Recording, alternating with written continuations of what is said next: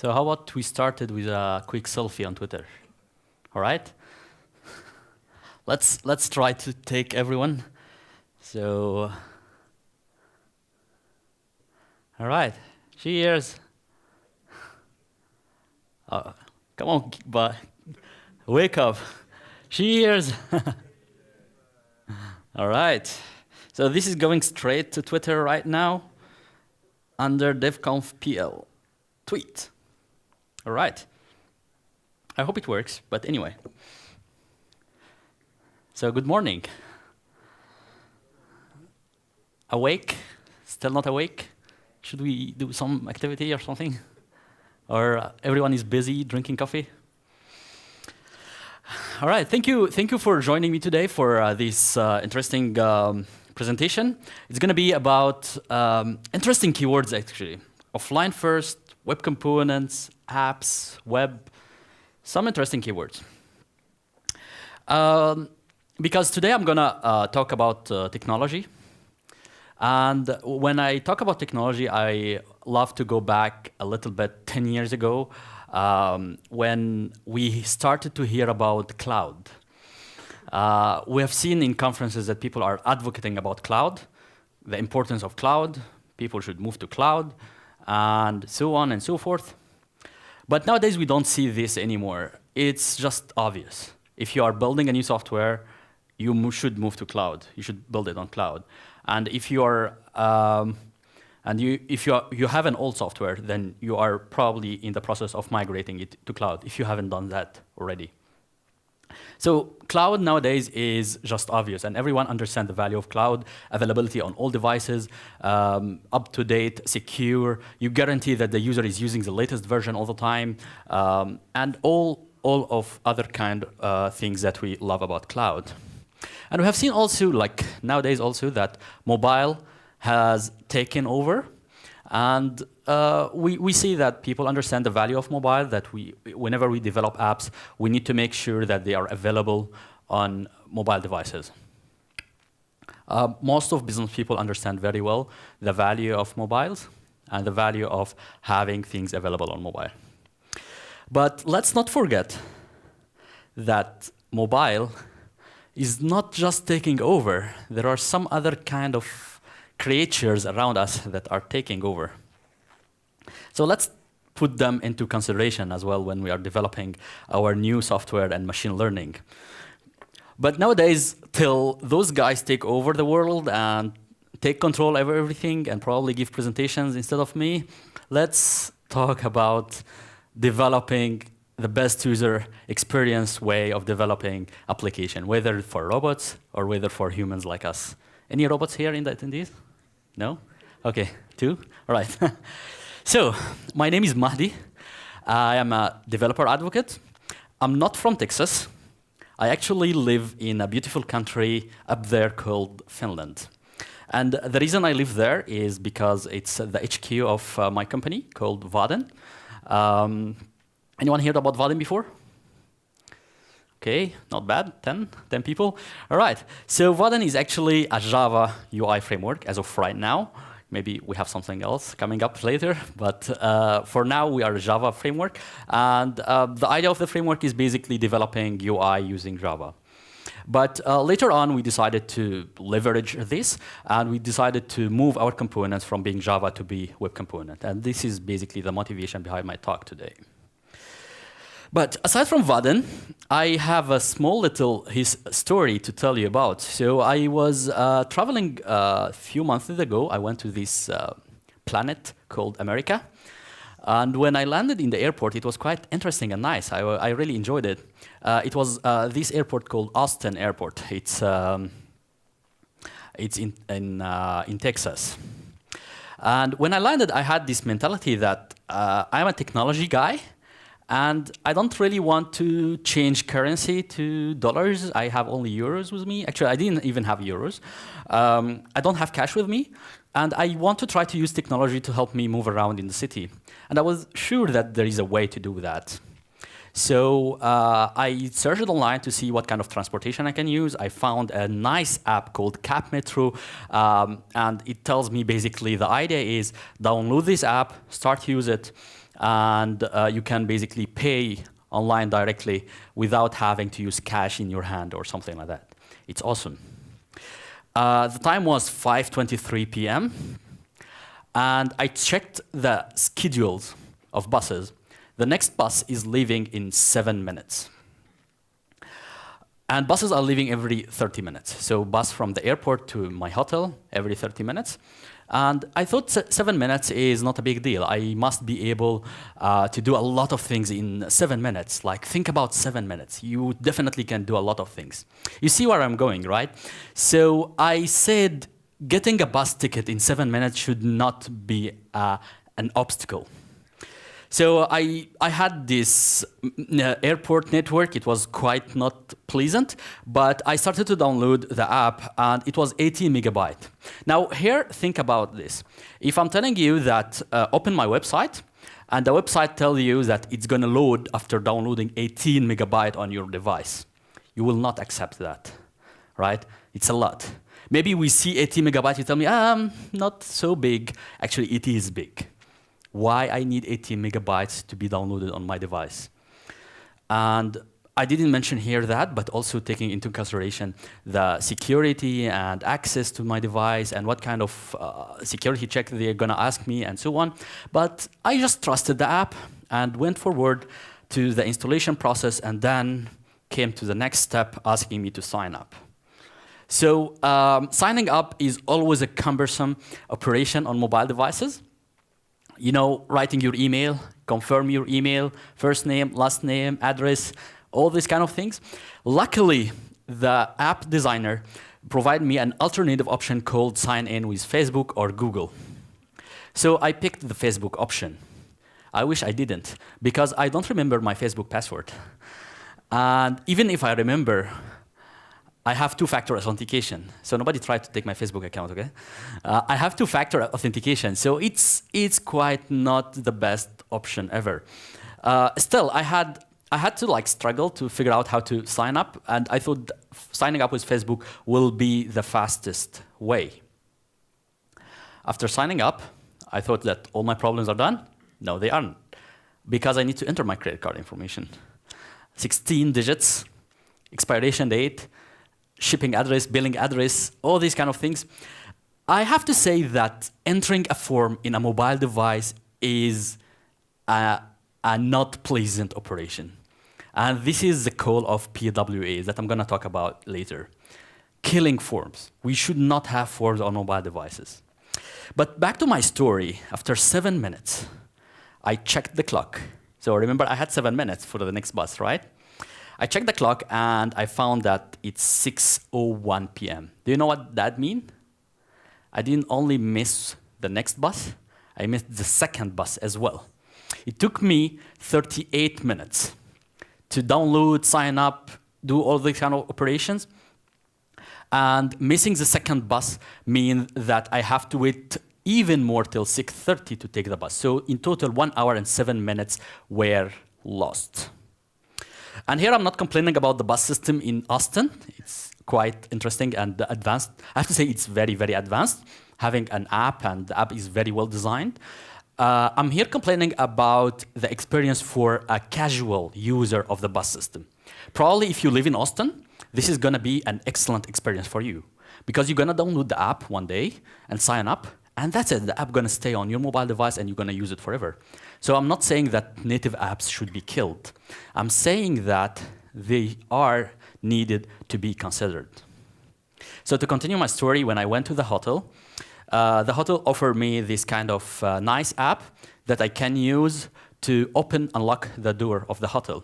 They told me just to download the app and enter your information, and you'll be able to unlock the door automatically, and you get notifications and receipt and offers and points and a lot of things.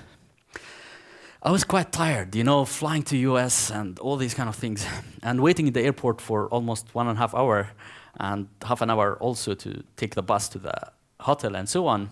So I told them, I'm actually not a real technology guy. Don't you guys have this key? I want a key, just a key to tap on the door, open the door, and that's it. I don't want any apps. I don't want to use any technology. That was a real story. That was a real feelings that happened to me when I went to Austin just because of bad user experience. And this applies to much more things. So think about me, for example. I'm a casual visitor of Krakow, for example, and I want to eat pizza. Think about the operation if the pizza is telling me, hey, download the app, then sign up, then enter credit card information, then order the pizza. Versus if it's a website telling me, choose your pizza, then enter your credit card information, then order, and then at the end, after I finish the order, it tells me, hey, if you want to order again, you might want to download the app. Maybe it's the same process, but upside down, but the second process is going to give me way better user experience. I don't have to wait to download, to install, to set up, to do all these kind of things.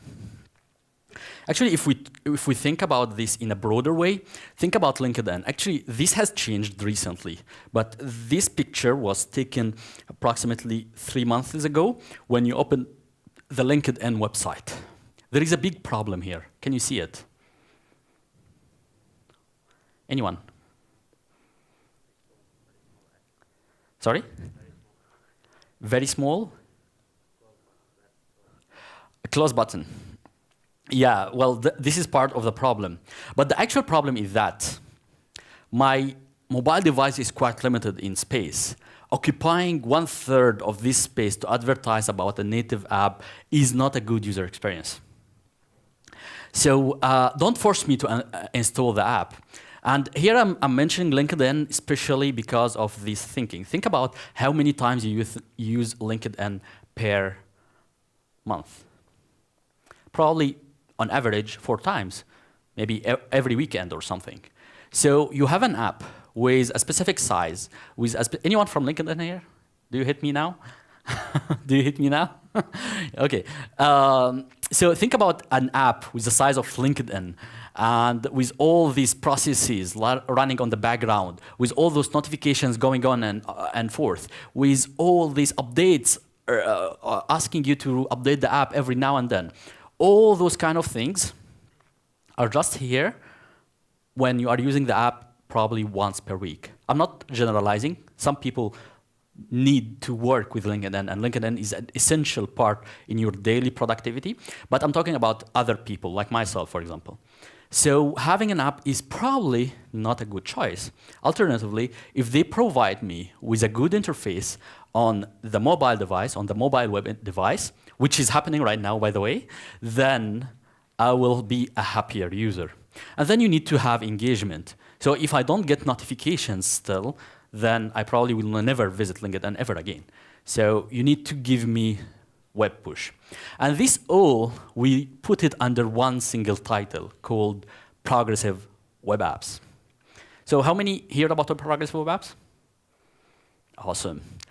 I'm very happy that the number of people learning about progressive web apps is increasing. And this means that this is taking effect now, and people are starting to be aware more and more about progressive web apps. But for those of you who never hear about it before, progressive web apps is not a new technology or a new framework or anything. Progressive web apps is basically a set of standards that you should apply while developing your application to make it immersive, engaging, and fast from the web. Okay? And again, I'm stressing that this is not a killer for native. This is an alternative for native for most users who do not want to use the native part. So native apps are needed. Maybe Google Maps native or any Maps application native, gonna stay way much better than on mobile devices. But in some cases, you really need to rethink about your user, providing the user better experience on mobile first. And since the progressive web apps has a lot of topics, I picked today for you the offline first design, because it's the only way to guarantee 100% always on user experience. So user experience is going to increase, and the user engagement is going to increase when the user can continue use your mobile web application even if they lost connectivity. And that's what happened with me right now with Twitter. So I tweeted, even though I didn't have network. I don't know if it's gonna be sent or not. Maybe it will be sent later when I get network later, or maybe it will be sent over 3G or something like that. But the idea is Twitter right now is implementing progressive web app. I have the Twitter app opened on my browser, and I tweeted. I hope it works. That's something that you guys can check, guys and girls can check. But this is a pure of it. This is the idea of it. Your user doesn't really care much about the technology you're using. Are you using HTML or Java or Objective-C or these kind of things? They don't care. They just want something that is engaging, that is fast, and to work. So in general, if we are talking about technology, most of us are probably developers, designers, product managers, and so on. We more or less have in our offices all the time big screen, heavy processor. We are using like heavy processing IDEs and so on. And moreover, we have high broadband connectivity connected all the time in our offices. When we are developing in our offices, most of the developers, when we are developing in our offices, we are taking those factors into consideration, that internet just works. Internet is fast. There is no problem. The processor is very hyper fast, and those kind of things. This is because most of us are a content producer. And a content producer needs to rethink about the way of developing your products or whatever you are producing. And here I don't mean a content producer that is a person that writes blogs and articles only. I mean any person that produce any content, like web applications, like mobile applications, like videos, like photos, like articles, anything. Whenever you are producing them, you are under the influence of heavy processor and big screen and all these kind of things, and nice connectivity. But what is your target audience? Who do you want to target? Do you want to do like us? We are at Vaadin, we are targeting the orange portion because you are targeting developers. Don't do like us. Try to target the blue part. Think about how many people are actually gonna use your application after all. Think about the user in general. Any user in the street or in the metro or anywhere are most probably person who doesn't care what is the kind of processor in their mobile devices. They don't care what is the language used to develop. If the user is given something that is fast, clean, user interface very well designed, that works intuitively, then they don't care about any details. And this is the point of progressive web apps. So if they open your website for pizza, for example, and once they open the website, the Chrome, the screen, disappear and it's full screen. And it works offline. And it's very, very fast. And it's sleek. And the experience is fast. And I can order the pizza quickly in a few seconds or a few minutes. Then the user will be happy. They will not ask you, did you use Java modules or Java 8 and 9? They will not ask about that. They don't care. And the proof, we have a real proof ongoing right now, which is the iPhone. If you ask about the hardware used in the iPhone, it's probably using 2 gigs of RAM, or recently they announced the 3 gigs of RAM. When the counterpart in Android, they are doing 8 gigs of RAM and stuff like that. Why people still go to iPhone? Because they don't care. They don't care about the number of RAMs and how big the processor is and how fast everything is and the number of megapixels in camera. They don't care about all those details. They just like the fact that it just works intuitively, fast, and that's it. So talking about all these intuitive things, there has been an initiative about also moving the web to web components. So again, how many of you hear about web components? Awesome. Web components is the way to go. So there has been announcements recently to get rid of HTML imports. Have you heard about it? Yes? Yeah. So even though Edge Edge implements HTML imports now. Safari is the only browser that didn't implement it. But there has been talks now to drop the HTML imports in the favor of using modules. But the idea, the general idea, because this is not my topic today, the general idea of web components is basically encapsulation of whatever you are writing on the web so that it becomes reusable and you can use it as a module. Think about it like that, converting HTML into an object-oriented language that you can use it to reproduce, inherit, encapsulate the components and reuse them everywhere. So think about it that you are creating components and providing those components for people to use them, and then, or even producing for yourself to reuse them, and then creating a bigger component that has subcomponents, and then a bigger component that has subcomponents, and eventually your final app is going to be just one web component. We at Vaadin, we have picked this strategy recently as well, and we started to produce also web components that are available in HTML. So what you're seeing right now is called Vaadin-date picker. You just put this in HTML and you get this result. So the result in front of me is basically the blue part on top. And when you click on the icon on the blue bar, you see the date picker, and then you can scroll intuitively on the mobile and select the date and so on. This is, of course, open source. You can check it out. But the idea is now a complex component like this, anyone can use it. Previously, when we were developing this, we were doing it only for Java people, and we are doing it with our own tools. But now we decided to move completely from this and move with the standard nowadays. And we are now producing Vaadin elements that are completely open source and available as standalone web components. So, .NET people here? Okay, 50%, I guess, or more. Python? 2? Okay, Perl? No one. Okay, that's interesting. When I was in Austin, actually, half of the room was Perl users. That's interesting. But the good news is, it doesn't matter what language you like to use nowadays. You can use this because it's HTML, right?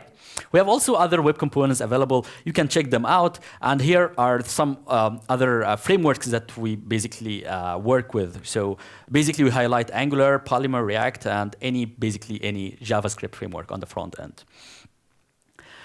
Now, to put everything together, what is the solution? Offline first design, web components, how to put them all together. At the beginning, I mentioned that I have keywords. Now I want to put all these keywords together. What to do? Any thoughts? Maybe caching. And here I mean caching of the web page. To cache the web page that you open. For example, I visit the pizzeria website and then just cache the website images and everything. How about that? Why? I hear no here. Because you can clear cache. Yes. So I can clear cache, so this is my decision. It's like uninstalling an app as well. But what else? It can be cleared automatically, actually. This is something that I cannot control as a user. So the browser can decide to clear cache for me. But what else? Any other thoughts? Come on, just come with any other thought in your head. No one? How about dynamic application? So now, if I'm caching a static website, that's going to be easy. Because just I have like 5, 6, 7 pages, caching them with images. Caching them with images and everything. And that's going to be easy. But for example, let's assume that I'm building a contacts application. A contact application consists of a list. And whenever I click on an item in the list, it opens another form that populates the list items, first name, last name, picture, and so on. And then I need to manipulate this data. So I need to change the name, first name, and then click save. And then this should be saved somewhere offline. So caching, we cannot do that. Caching is probably good solution only for static web applications. We more or less need to have some kind of an offline storage. And offline storage has been implemented a few years ago in browsers. It's called IndexedDB. It's now available in Safari as well. And IndexedDB is yet another good solution that you can consider. The only problem with IndexedDB is, or actually two problems. The first problem is that it's very hard to deal with. You have to build your own library stack on how to insert, delete, retrieve, and so on. And the other problem is that the synchronization from the offline storage back to the cloud. So let's assume that you built a library, a perfect library, that know how to deal with IndexedDB. Maybe I forgot to say IndexedDB. If you don't know, IndexedDB is some kind of a database inside the browser, a relational database that is inside the browser. And basically, if you implemented a good library, a good JavaScript library that can retrieve the data, save, iterate, and so on, then the second problem that you're going to face, how to take this modified data from the offline storage back to the cloud. One of the potential solutions is Firebase. So Firebase is a solution by Google. Nowadays, it's by Google. It wasn't before. But it's one of the solutions that basically tell you, we will take care of that. Basically, all you have to do is migrate from your database, which can be like MS SQL or Oracle or anything. You have to migrate from this database to our Firebase databases. Once you do that, once we host your data, then we're going to give you open source libraries that you can use inside your application, whether it's mobile app, whether it's web app, and so on. And we're going to do all the magic of saving the data, synchronizing, and so on. While this is one kind of a very nice solution, I think you already read the problem, right? The migrate data part. Most of us don't want to really move the data from our own proprietary database to a third party. And also hosting the data at Google is a big question mark. So Firebase might be a good solution for many enterprises, and actually many enterprises are using them.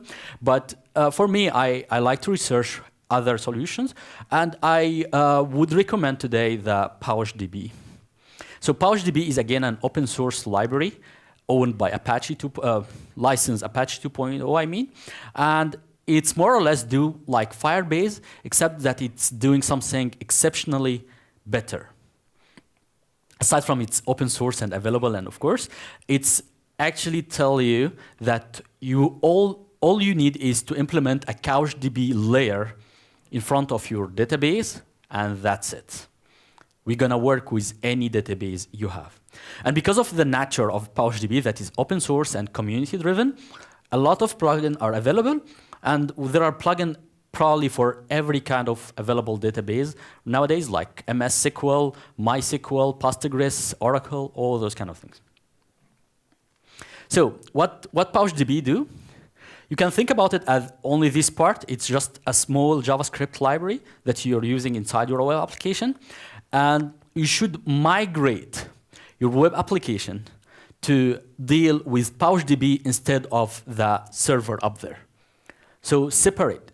Before PowerDB, your application connect to the server directly and request the data and insert and delete and so on. Or if it's a web service, then it's performing the web service operation directly on the server.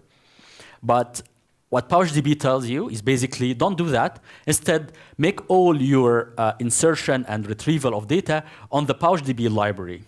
And the PowerDB library is going to make bidirectional data replication between the offline storage or the local storage and the CouchDB layer.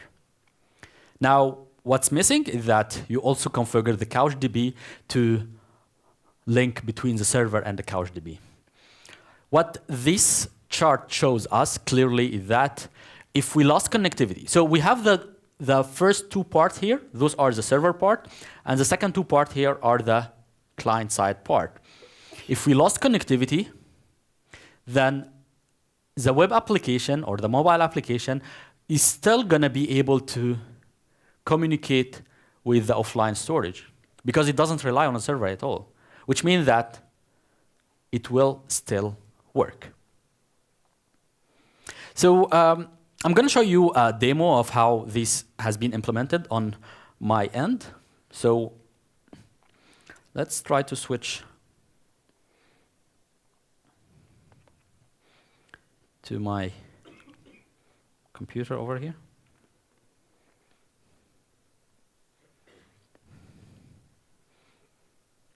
It doesn't work.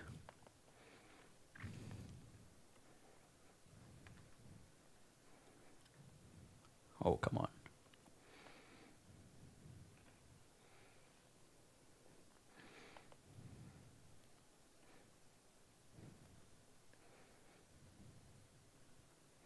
Okay.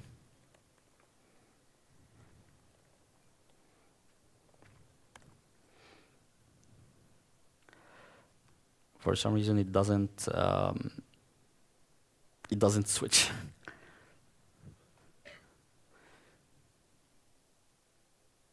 Mirror display. Okay. Now you see, right? All right. So this is my GitHub, and this is a project. Okay, I don't have connectivity actually. So yeah, I'll keep it offline for now. Yeah, GitHub doesn't work offline. That's a fail. I'll keep it offline for now because I want to show you something, and then I'll go back online. So I have the tabs here opened. Those tabs shows how the application has evolved.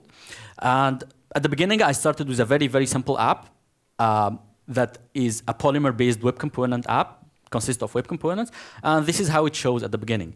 And then the second part is this. I added a grid display data, my contacts. And as you can see, because I'm not connected, it doesn't load. If I open, maybe I increase the font a bit. Is that good? So if I open the inspector, we're going to see clearly that I have a network connectivity problem. It's trying to fetch data from the server, but it couldn't, so it doesn't load. Even though this web page was loaded before, refreshing the page doesn't help, because every time it's trying to load the data from the server. Now I go online to show you this. Okay, maybe it's better to connect to my Wi-Fi. I don't know if this is gonna work.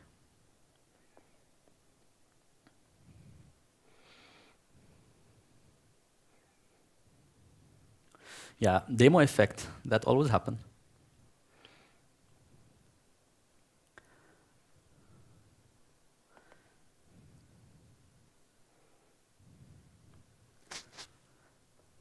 Here we go. Now it loads. So now that I am connected to the internet, now it loads. And actually, the interesting part about it is that it lazy loads the data. So whenever I scroll, it tries to go to the server and load more option. So I'll go back to my GitHub and show you how it actually looked like. So this is a project. If you are interested, just follow this project to see the updates on how I'm updating this. But I have added here steps on how I started. So this is the first step, which is basically just initializing the app. Nothing interesting here. And then this is the second step, which is basically adding a Vaadin grid. And Vaadin grid is also a web component. But I'm adding a list, basically. So I'm adding the grid and defining the columns. And then here I have the getJSON function, which is the lazy loading function that whenever I scroll, it goes here with a specific counts and a specific parameters and load more data from the server. Now, the following step is get data from CouchDB using PowerDB.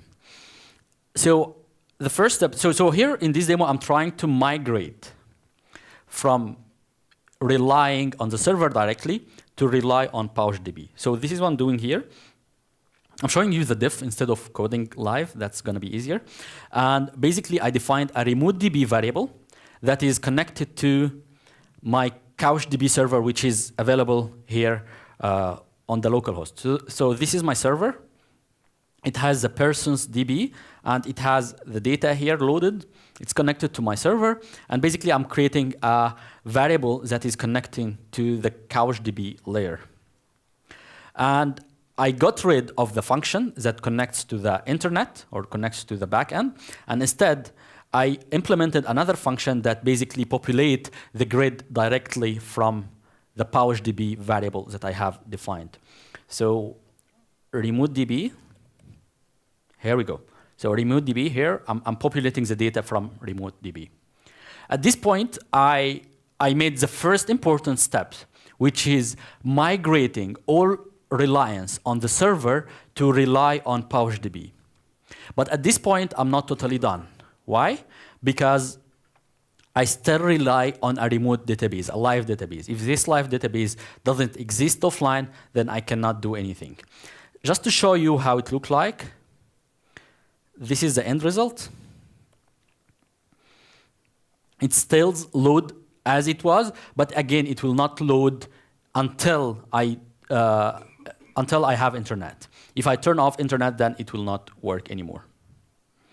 So the following step is changing the way of loading the data from a remote DB to a local storage.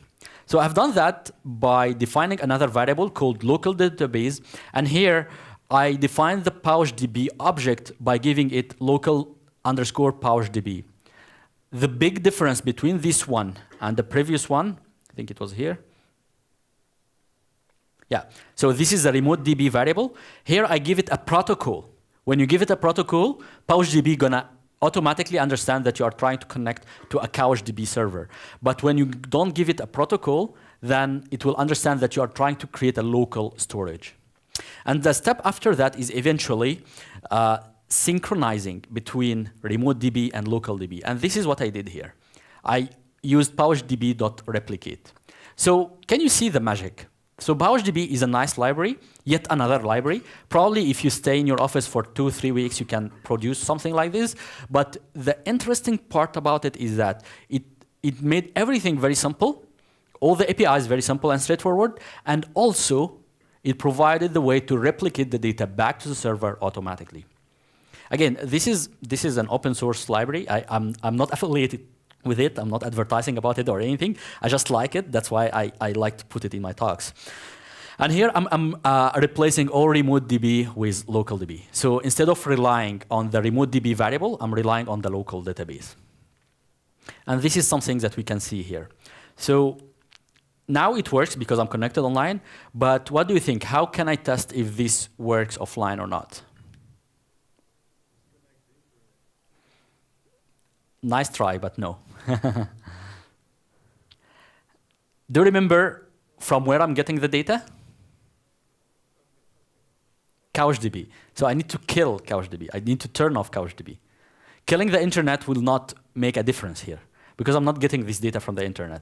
For the sake of the demo, I'm getting the data from the CouchDB, so all I have to do is basically turn off CouchDB. So now CouchDB is not working, and still my data works. Okay, so at this point I felt that the demo is more or less nice. It shows that data is working. Actually, you see that whenever I scroll, it's working even smoother because it's loading the data from the local storage. It doesn't need lazy loading. Even though lazy loading is still applying here, but it's way faster than loading from the internet. But I thought that the demo at this point is not complete. Maybe I need to make some kind of data manipulation to show even more features of how these work. So quickly, I started to add an editor.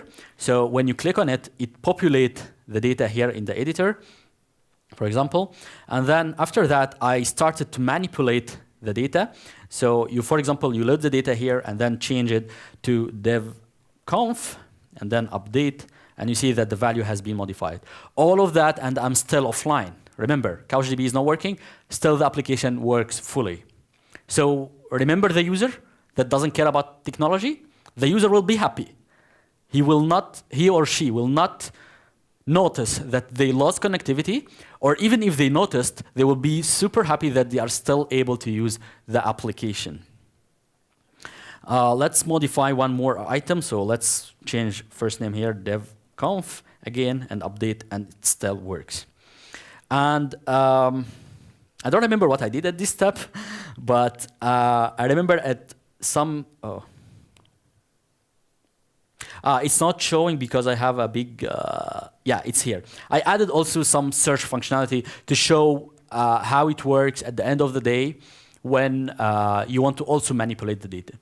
So you want to query the data based on a specific parameter, and this is basically what I'm going to do here.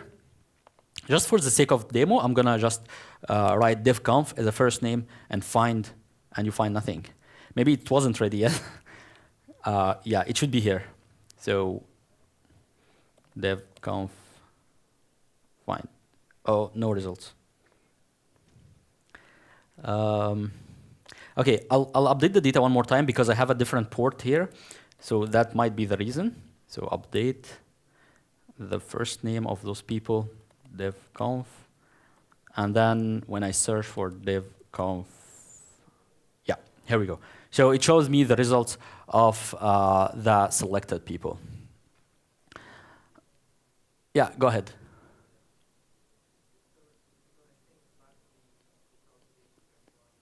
Excellent question. Excellent question. So we can test that right now. So let's open CouchDB. So the question for those who didn't hear it, he was asking if this is going to sync back to the database. So let's open CouchDB. I don't have this live, but I'll just reload the page just to make sure that the data has actually been saved. Yeah, the data has been saved here. So when I open here, so that was item number 29 and 31. So I'm going to go to 29.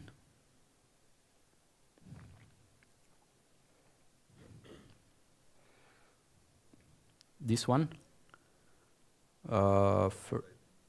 Yeah, it's updated. Okay. And 31, I think this one. No. That's updated from other conference. Yeah, but you got the idea, right? So 31 is probably 6, 7, 8, 9. I don't remember. I'm still in the first page. Oh my gosh. So yeah, this is 29 and 31. Here we go. So this guy also got his first name modified when I went back online. devconf read, last name read, right? So this is the idea. Now I manipulate the data offline, and when I go back online, it automatically go back. If you want to see exactly the steps how I did that, please, again, go ahead to my project. My project is over here. It's open source. And you can basically follow this project or suggest modification, or if you see a bug, please let me know. The idea here is that this is how the final results look like, and the idea here is that I'm trying to provide steps on how to generally move from an existing application to an offline first application. Alternatively, if you are building an application from scratch, then probably go ahead to step number 3 right away to start from first time to build the application to work offline. Now, to just wrap everything up, I'm gonna, oh, now it works. Okay, good. To wrap everything up, I'm gonna go over challenges. I showed you some that everything sounds easy and straightforward, but there are actually some challenges. The first challenge is initial load time. So I kind of cheated when I showed you this application. I showed you that everything is smooth and everything just load. But think about your database. If you're working in enterprise, most likely your database is between 500 terabytes or something like that. And you don't really want your user to wait till 500 terabyte of data gets downloaded on his mobile device, provided that he has that enough data available, space, I mean, available. But so initial load time or initial load of data need to be considered and need to be architected depending on the user. So think about Facebook, for example. If Facebook were to implement this, then they most probably will not download the whole database inside their browsers. They will just take a subset of the user session and download it, something that is just relevant to the user related to the current queries. And they will make sure to always update the data to make sure that the storage on the device is not overkilled. So this is your responsibility to make sure that the loading of data and the data is always clean. The second problem is security. So now I'm exposing the database inside the browser. Now a developer will go to the browser, open the storage. This is very easy to do, by the way, and will be able to see the data. Now, again, think about Facebook.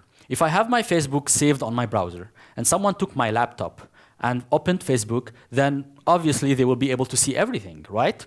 But my responsibility as a developer is that if I hit sign out, then I must make sure that the old data is wiped. Okay? So you are also, as a developer or designer of this application, to make sure that if there is some kind of authentication or authorization, to wipe the data once signed out, or encrypt the data and make it only available with when an authorized user. It's not your problem to make sure that the data is not available cross-domain. So if the data is saved from Facebook.com and I open Google.com, Google cannot read data saved by Facebook.com. That's a browser problem. It's not your problem. But your problem is also only to make sure that authorized data is read only by authenticated user. And finally, the race condition. Probably this is very seen in offline first application more often, but it's also a problem in all databases. If I am updating a form and he is updating a form at the same time, and both of us are online and both of us hit save at the same time, we're going to have the race condition and conflict of merge. But this can happen more often if he is online and I'm offline. Because I think that I'm the only one modifying the data, and I make all the modifications, and then I click save. But he modified the data way before that. And you also need to take care of that, and you need to provide a fallback screen if you are unable to merge. One interesting thing about PowerDB is that it gives you a nice way of something called best guess merge. It tries to always merge the data if it's possible. For example, I made modification to last name, he made modification to first name. Probably it's still mergeable. All right? So those are a summary of the top challenges when implementing these kind of things. And finally, to finish this, I'm going to just share with you some practical tests how to make sure that your user experience is perfect. First of all, design with mobile-first thinking, which means that we are developers, most probably using laptops all the time. Don't test on your mobile, on your laptop. Test on your mobile. Forget that you have a browser here. Forget that you have an emulator here. Forget that you have a browser in mobile mode here. Forget all of that and only test here. This is going to guarantee the best results ever. The second is think about touch-first design. So your user is going to use your app with his thumb most of the time. So they cannot access things clickable with cursor. Don't put a link on the top corner here. Don't put a link at all. Don't try to avoid combo boxes. Try to make everything with a thumb clickable button as much as possible. To summarize this, make the coffee first design. So what is a coffee first design? Give your tester a cup of coffee and the mobile app running here. And see if the tester will be able to do everything with one thumb without spilling the coffee on his mobile while trying to do something like squeezing and zooming and so on. In another version of this, maybe give him a car. If he's driving and using the application, see if he's gonna make an accident because he needs to use the other finger. So those are my recommended best practices to how to test the usability of your application. Those are the links that I have for you that I showed. Basically, this is the GitHub link that I showed to you previously. And this is another interesting link showing how I'm incorporating this inside a progressive web app, to applying this in practice in a progressive web app. Unfortunately, this is mostly Java, but this is not Java at all. This is language neutral. That's everything. I don't think I have much time to take questions right now, but I'll be available outside. Thank you so much for listening, and have a great conference.